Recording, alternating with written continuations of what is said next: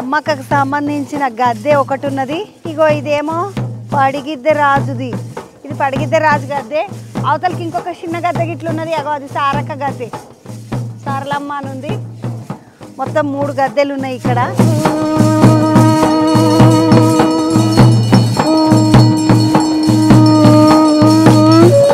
అయితే ఈ అమ్మవారికి సంబంధించి ఇంకొక ముచ్చట కూడా ఉన్నది. అక్కడ దిక్కేమో నాగులమ్మ గుడి అని గిట్లున్నది. మంచిగా బుజ్జిగా చిన్న మండపం లెక్క కట్టిండ్రు. ఈడ ఈ అమ్మవారికి సంబంధించి ముచ్చట్లు చెప్పడానికి ఒక అన్న ఉన్నాడు. మీ పేరేందన్నా? నా పేరు చందా రఘుపతిరావు, సమ్మక్క పూజారి, బయకపేట వారసులము, అమ్మవారి వారసులము.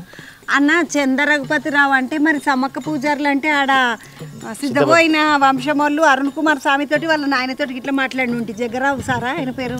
జగ్గారావు గారు మా పూజార్ల సంఘం అధ్యక్షులు. ఆయనతోటి ఇట్లా మాట్లాడి ఉంటే అయితే ఇక్కడ మా ఆచారం ఆదివాసి అంటే ఆసియా ఖండంలోనే అతిపెద్ద ఆదివాసీ జాతర అయినటువంటి ఈ సమ్మక్క సారలమ్మ జాతర మేడారం పుట్టుపూర్వం వచ్చేసి బయకపేట. దీనికి సామెత పరంగా మనం చెప్పుకోదలుచుకుంటే పుట్టు బయకపేట, మదిర మల్యాల, వలస ఐలాపురం, మెట్టు మేడారం అనేది సామెత. మెట్టు అంటే అన్న మనం అత్తగారింటికి మెట్టినిల్లు, మెట్టు మేడారం ఇది సామెత.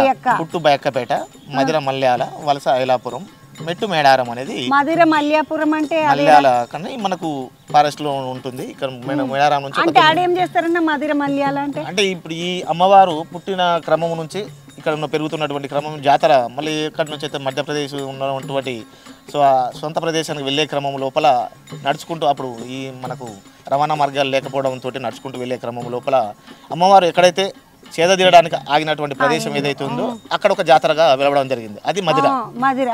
అక్కడ నుంచి మళ్ళీ వెళ్ళే క్రమంలో కాళేశ్వరం మీదకి వెళ్ళి మహారాష్ట్ర మీదకి మధ్యప్రదేశ్ వెళ్ళాలి కాబట్టి ఐలాపూర్ మీదకి వెళ్ళి అటు మనకు కాళేశ్వరానికి దగ్గర ఉంటుంది కాబట్టి ఆ క్రమం లోపల అక్కడ ఐలాపూర్లో కూడా అక్కడ ఒక చేద తీరడం జరిగింది. అక్కడ ఒక జాతర వెలవడం ఐలాపురంలో. అటు చాలా దూరం ఉన్నది, నేను అక్కడికి వెళ్ళలేను అని అనుకున్నటువంటి క్రమం లోపల మళ్ళీ తిరిగి పుట్టింటి వారికి ఆయన